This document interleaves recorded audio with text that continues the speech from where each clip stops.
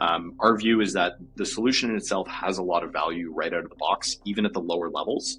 And if we unlock these additional capabilities over time, then that's great. It creates more value, and it's a more valuable solution to our customers. So we're very much still in the early stages, and that's kind of the exciting part ahead of us.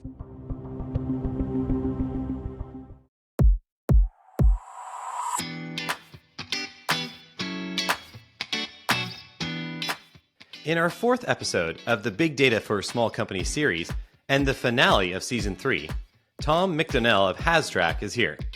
Tom is the CEO at HazTrack Inc, an industrial IoT startup based in Calgary and Saskatoon. HazTrack helps oil and gas and waste management companies run their operations more efficiently with best-in-class hardware and software. He's here today, and we're looking forward to going deep on data.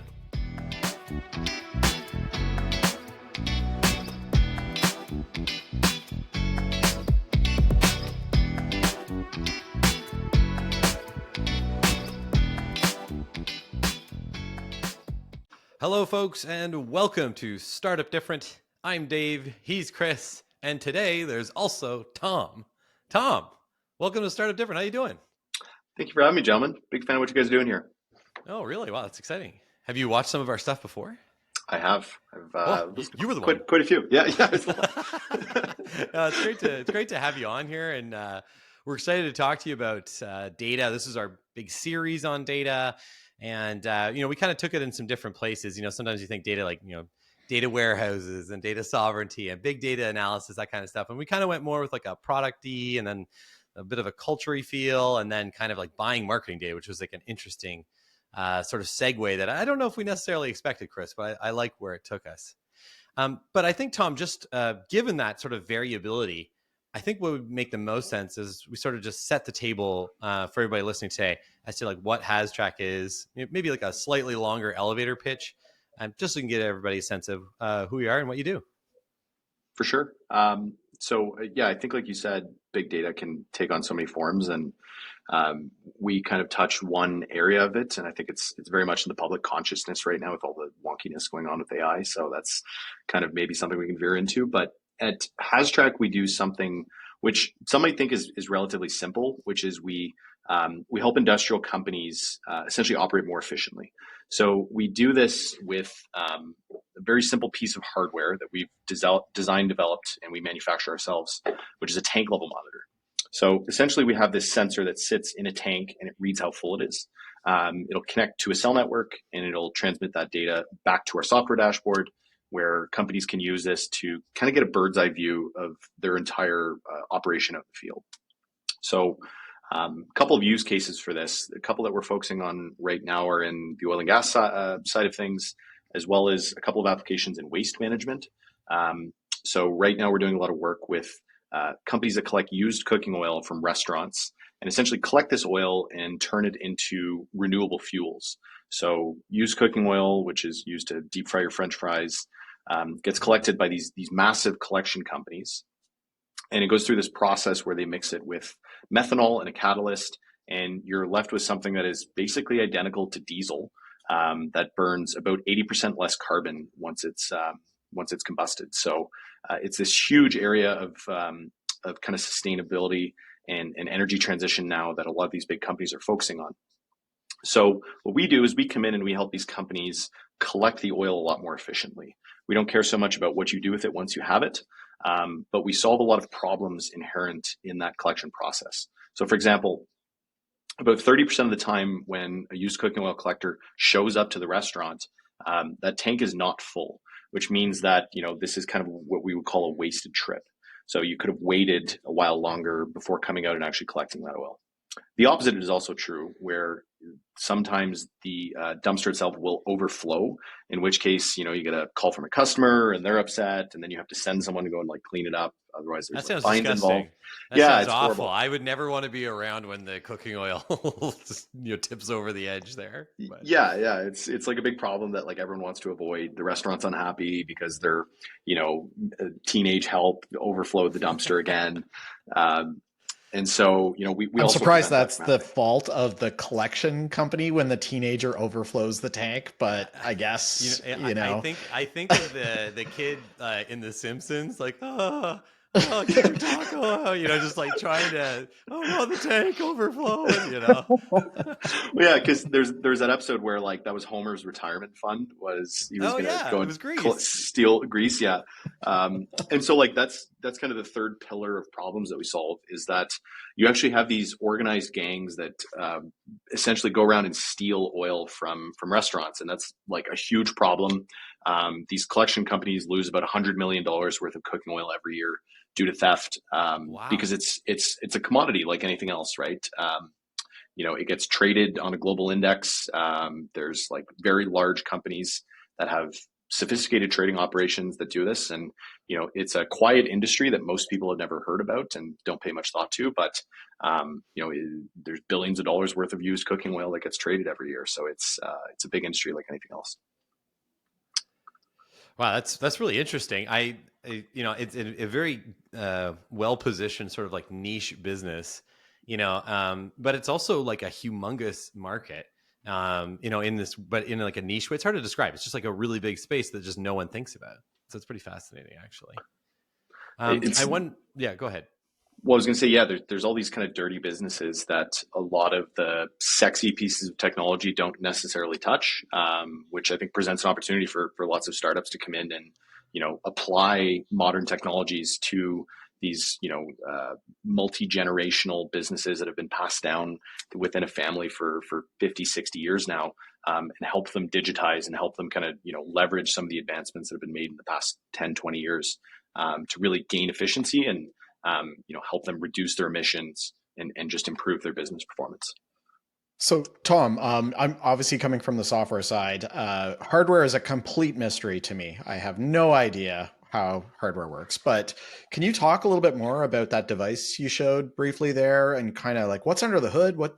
How does that thing work? What is it doing? How does it measure the volume of the tank or how much cooking oil is left in a tank? Yeah. So, I mean, for something that's so simple, which is like how full is the tank, is what the output of this system is. There's actually a lot of engineering that goes into it, and similar to you, a lot of this stuff is over my head. So, thankfully, we have an excellent engineering team who is spearheading a lot of these things. But I would say the closest analog would probably be a smartphone. It has a lot of the same pieces of functionality that a smartphone has, essentially without the screen. So our device, basically, you have this little eye on top here, and we're using a LiDAR sensor to essentially fire a beam of infrared light at the surface of the liquid, and then essentially count how long it takes for that light to bounce back up. And that's how we approximate what the distance is, and we can get really accurate with a LiDAR sensor doing that. We then have onboard processing for that data, so we'll kind of do some processing on the sensor itself before it uses a modem to connect to the cell network and transmit that data. We also have some other pieces of functionality which allow us to interact with the device. So things like an NFC chip, so you can tap your phone to it and interact with it. Bluetooth chips, you can connect wirelessly to it. GPS positioning, accelerometer, temperature sensor. So a lot of pieces of functionality go into this to be able to provide the most accurate and reliable possible readings. And so that's kind of like one piece of the system, which then feeds all of its data into the software itself. And this is probably where it would be a lot more useful to someone like you, Chris, where, if we promise you that we can provide you like really accurate data on the level of the tank, then there's a lot of things that you can do with that to then create features that are useful to the customer itself. So things like, can we help you automate your routing for your trucks, right? So the decision of, do we go and collect the oil today? Do we go and deliver something to the oil and gas site? Those types of decisions are kind of being done in the dark right now. And in many cases being done using more primitive systems, Excel spreadsheets, ERP systems. And our thesis here is that we can make those experiences for these people who make those decisions a lot better using the data that we have, and then by building really good software on top of it. Yeah, I actually love how, that one piece of data being the tank level. I'm assuming it's a percentage, or I don't know how you guys do that. It doesn't really matter. But knowing how much is in that tank and then connect that with like the location of the tank, which you've obviously got, the client, then matching that up with like the routes, I guess, that the drivers drive. Like you must be able to, it's amazing how that simple little piece of data combined with a bunch of other things can probably really drive a lot of value for your clients. Is that kind of where you're going with this? Is this kind of like to help them really operate their businesses more efficiently? Well, and I would say absolutely. That's kind of what we've discovered by going to market with this product, is that like the piece of information that we give our customers touches almost every process within the business, from sending a bill or a check to your restaurant clients, either paying them for the oil or charging them for the collection, to how many people do I need to staff this week in order to service the given demand. And so based on that information, we can actually start to move from a point of kind of operating on static schedules. So, okay, our trucks are going to go out once a week or once every 3 weeks to this location, and we can actually move to a much more kind of just-in-time type of operation. And so, I think I was talking to you guys earlier about, this. I had sent you guys a graphic about moving kind of from this method of descriptive analytics up to more of a prediction and prescription-based model. And, that's kind of our product development roadmap here, where the first level of this foundation of this product is just being able to describe what's happening out in the field. So, hey, you're 10,000 tanks in this region, like here are all the levels of all of them. And like, here's the information, go do with it what you will. And in our view, that's kind of the lowest value information that we can provide them, because it's just raw data in a sense. What we're trying to get towards is getting to a point where we're actually prescribing a lot more activities for them to do. So, not only are your tanks in this region approaching full, here is the route that your driver should take pre-optimized, because this is the most efficient way to complete the action of collection. So it's moving from kind of just describing reality to, creating advice and a prescription for what people should be doing. That's really Yeah, cool. actually, I've got a copy of that chart.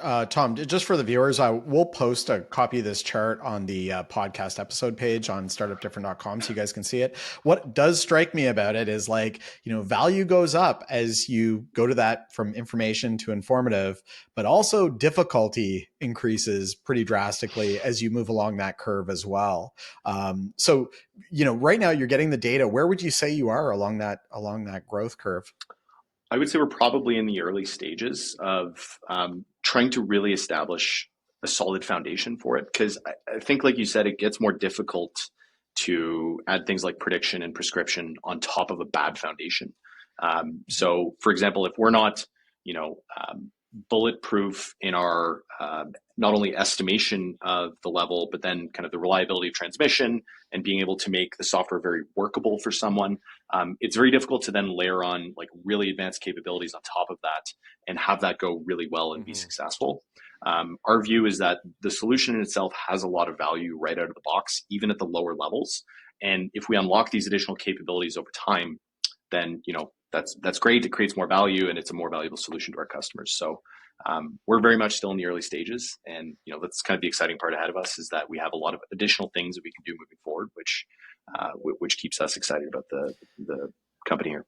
That's interesting. I really like this business, but I have a few questions. And now the first thing, and I'll point out for the folks at home, just in case you're not watching on YouTube or seeing the video on Spotify, is that Tom at one point was holding up his product. Maybe Tom, you can put it up again. And it's basically just like a little black box where we don't have much, it's not the sexiest looking thing, but it works. So I guess what I'm interested in though, is the development to that iteration of your product. Because when I think about software, we would rapidly iterate at AppArmor. We would get to the point where, we'd have an idea in the morning and in the afternoon, we publish something and we're rolling. And I just know that the world of hardware is crazy around this. And Chris kind of alluded to how we don't really know it that well.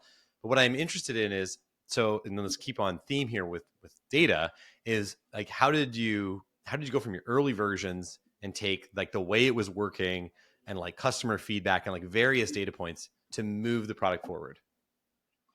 So I would say I also come from a software background, and the difference is pretty staggering in terms of methodology and how that changes your day to day.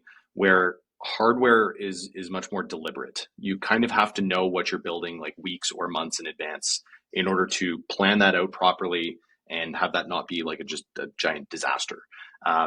The reasoning there being that the cost of a mistake with hardware is much larger than it is with software, because if your server goes down or there's a bug in the code, you can fix that bug and then push it to the server, and you're back up and running. The proposition for a hardware company is that you're building a physical device, it's going out in the world, and that can cause problems, which might involve a recall or might involve other types of physical interventions. And so there's just a lot more thought and effort put upfront in the planning of the device, so that we can make sure that things go smoothly once it's deployed. An example of that is we hold a certification on the device, which allows us to put it on oil sites. Oil is explosive and flammable, and you want to make sure that with an electronic device that it's not going to, ignite that combustible substance. You would know that defect pretty quickly, eh? Yeah. One of our sensors hit orbit, but other than that, it's totally fine. Right. So. Yeah. It's currently in 1,000 pieces, and that's a problem. Does the GPS pick up altitude, I guess, is the question.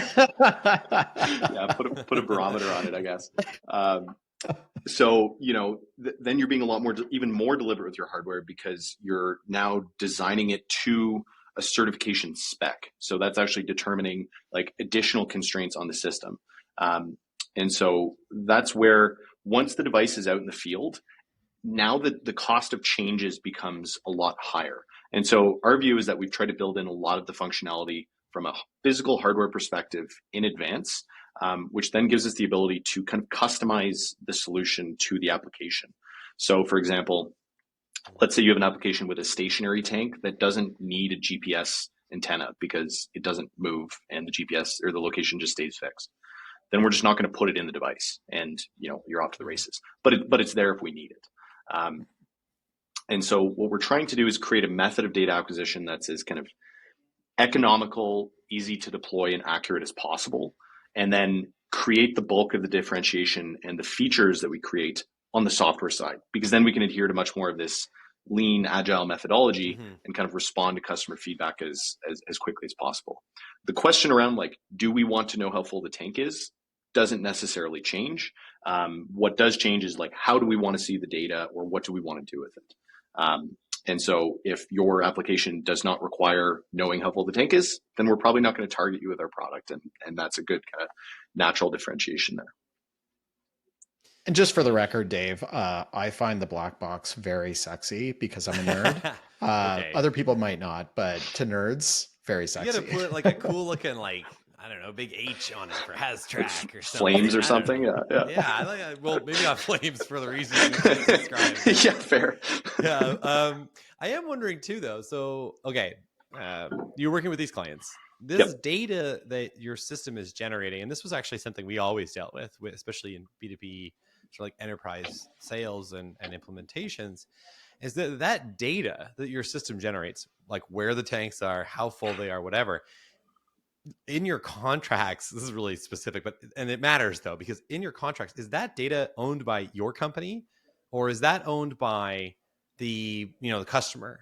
And the reason why it matters is because clearly this data is actually kind of sensitive, right?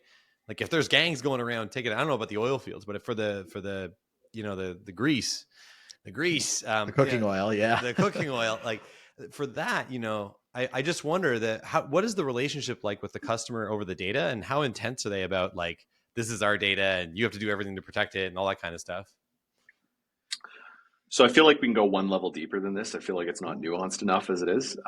But yeah, I think there's different types of data that, that you want to keep confidential and that the customer insists on owning themselves. Sure. And there's certain pieces of data that the customer won't even share with you. So for example, we work with oil field chemical companies. They supply these proprietary blends of chemicals to oil and gas production, which solves a number of different problems for the oil field. And, the formulation of those chemicals is highly sensitive because that's their intellectual property. And so that's not something that they would realistically even share with us. The data around like production numbers and things like that are kind of medium sensitive. and the data around like an individual tank, how full it is less sensitive.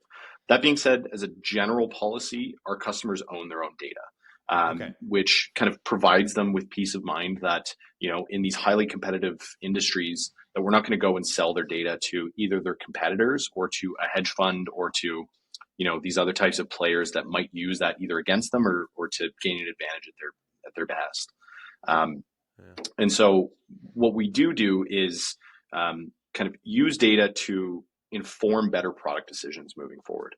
And this is kind of standard for any technology company, is like, can we, take an anonymized view of all viewers, of all users of the software dashboard, and for example, see what types of things they're doing in the software to then inform like, okay, do we need to move something, or do we need to change the flow, or where are people dropping out?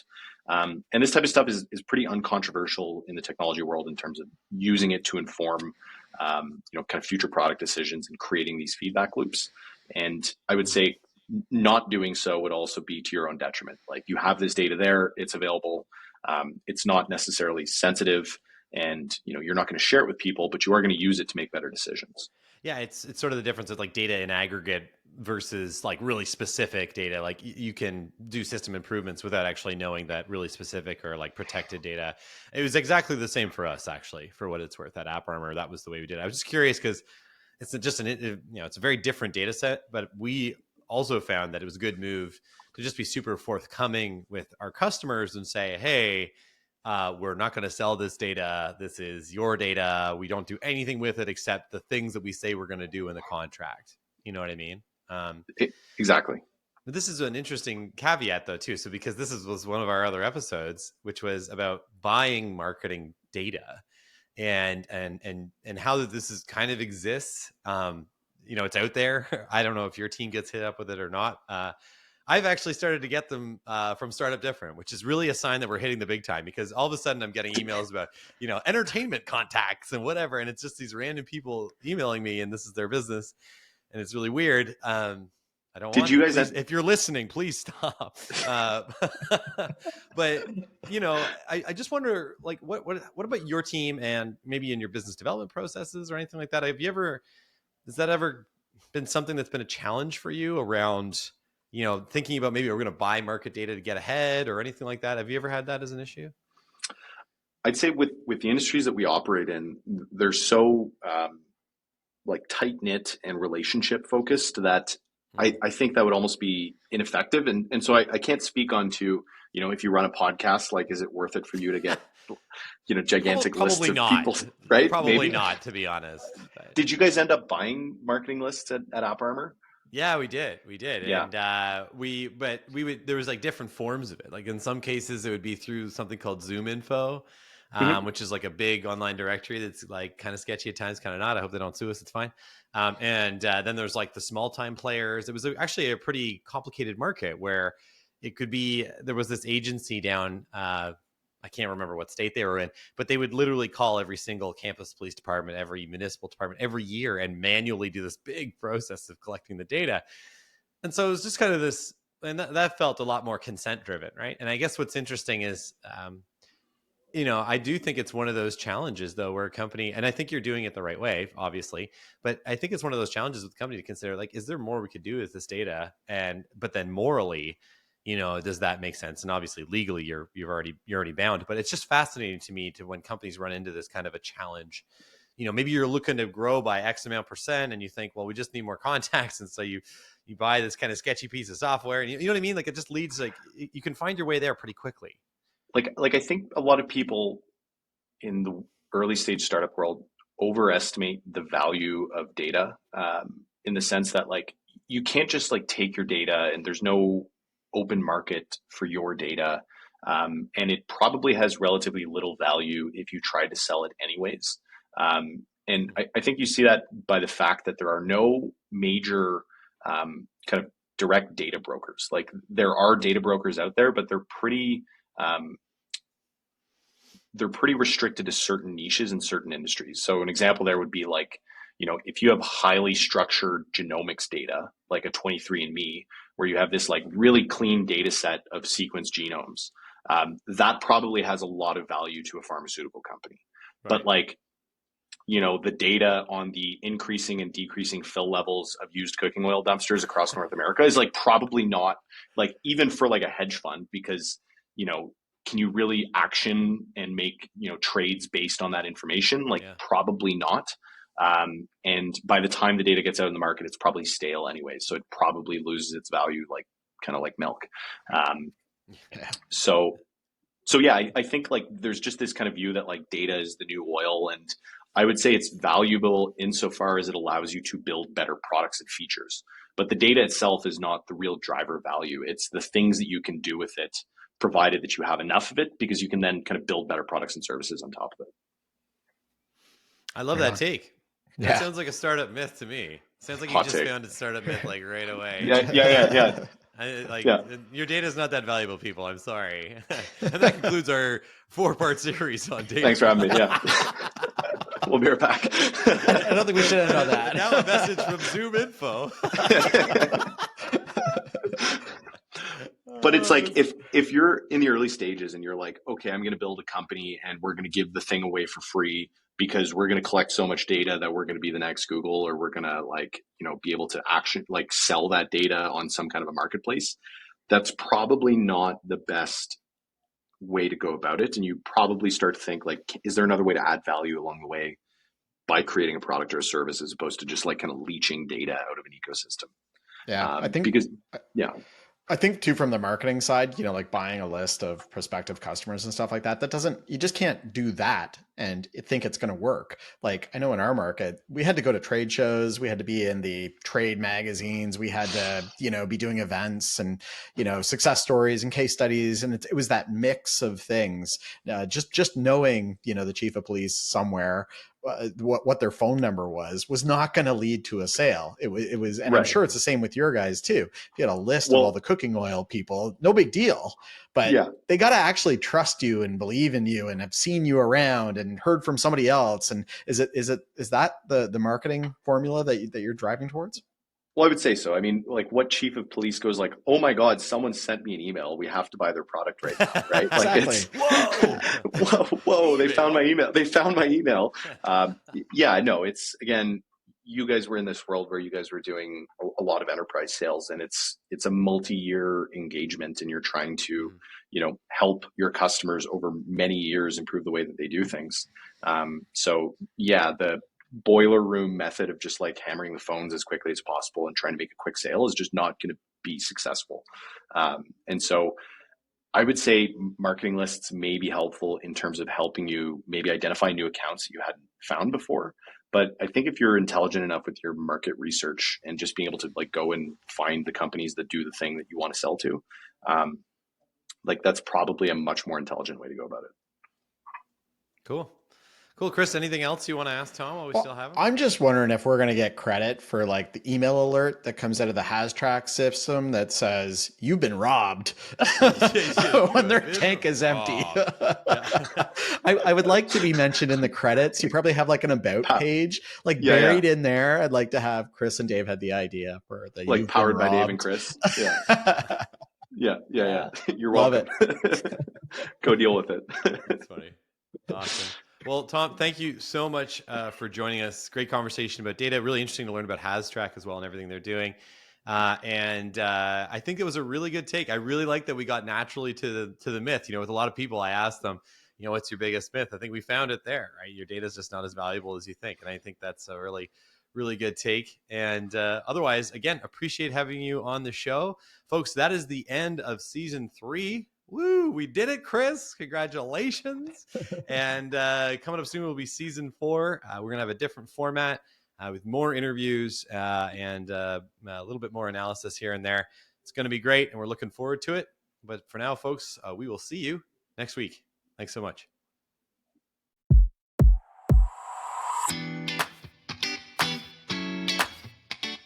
Thanks for joining us. If you like what you heard, subscribe to and rate Startup Different in your favorite podcast app. If you want to see our radio faces, check us out on YouTube at Startup Different and look us up on social. We're probably there if you are. And lastly, do you want to feature your startup on the show? Reach out via our website, startupdifferent.com. See you next time.